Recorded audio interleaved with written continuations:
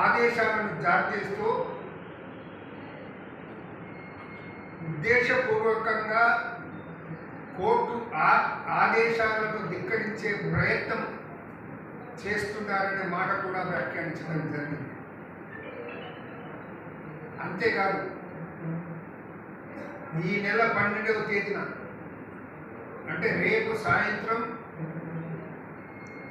Working hours ముగిసే లోపున అంటే సుమారు సాయంత్రం 5 గంటల ప్రాంతం లోపున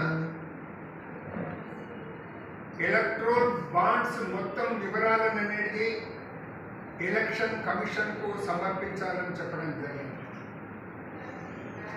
ఎలక్షన్ కమిషన్ 17వ తేదీ నాడు సుప్రీంకోర్టుకు ఆ వివరాలను సమర్పించేయాలని కూడా ఆదేశించడం జరిగింది.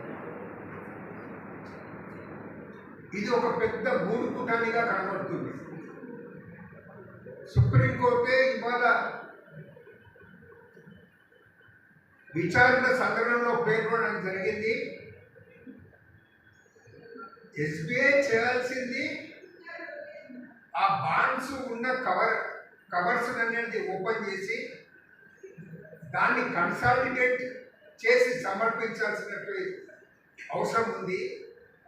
దానికి జూన్ 30 వరకు ఎందుకు సమయం అడుగుతున్నారు? సుమారు కోర్టు ఆదేశించిన తర్వాత ఈ బాండ్స్ చెల్లవని నిర్ణయం తీసుకొనేసి సమర్పించాలని అంటే ఫిబ్రవరి 6 లోపల సమర్పించాలని ఆదేశించడం జరిగింది. మీరు ఇన్ని రోజులు ఏం చేశారు? సుమారు 26 రోజులు ఏమో అవుతుంది వారు ఆదేశించినప్పటి నుంచి. ఇన్ని రోజులు ఏం చేశారో జూన్ 30 వరకు ఎందుకు అడుగుతున్నారు సమయాన్ని కూడా చెప్పడం జరిగింది. అంతేకాకుండా ఒకవేళ ఇన్ టైం అనేది సబ్మిట్ చేయకుంటే ఎస్బీఐ చైర్మన్ పై కంటెంప్ట్ ఆఫ్ కోర్టు కింద చర్యలు తీసుకోవాల్సిందన్నమాట చెప్పడం జరిగింది. మొన్న అరుణ్ గోయల్ గారు ఎలక్షన్ కమిషన్ రాజీనామా చేయటం తర్వాత ఈ విషయం ఎస్బీఐ అనేది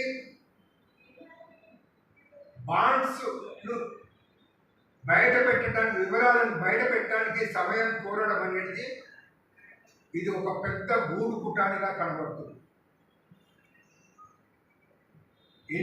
సార్వత్రిక ఎన్నికలు లోక్సభ ఎన్నికలు జరుగుతున్నటువంటి ఈ సందర్భంలో ఇది చాలా సీరియస్ ఇష్యూ అనే మాట నేను మనవి చేస్తా ఉన్నాను. నిన్న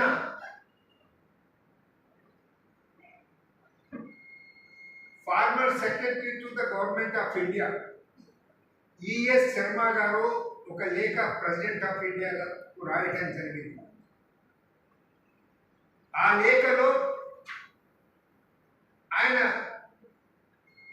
ఇది ఒక పెద్ద కుంభకోణంగా ఉన్నదనే మాట అందులో మనం చేయటం జరిగిందనే మాట మీ దృష్టికి తీసుకొస్తా ఉన్నారు. అధికారంలో ఉన్నవారు అటు ఎలక్షన్ కమిషన్ పై ఇటు ఎస్బీఐ కూడా ఒత్తిడి తీసుకొచ్చే ప్రయత్నాలు జరుగుతున్నాయన్న మాట వారు చెప్పడం జరిగింది. వారు ఇంకొక ముఖ్య విషయం వాటి బయట పెట్టడం జరిగింది. ఈవీఎంస్ మిషన్ తయారు చేసే ఈసీఎల్ బిహెచ్ఎల్ బోర్డులలో బీజేపీకి అనుకూలంగా వారిని నియమించడం జరిగిందన్నమాట వారు మనం చేయడం జరిగింది. అంతే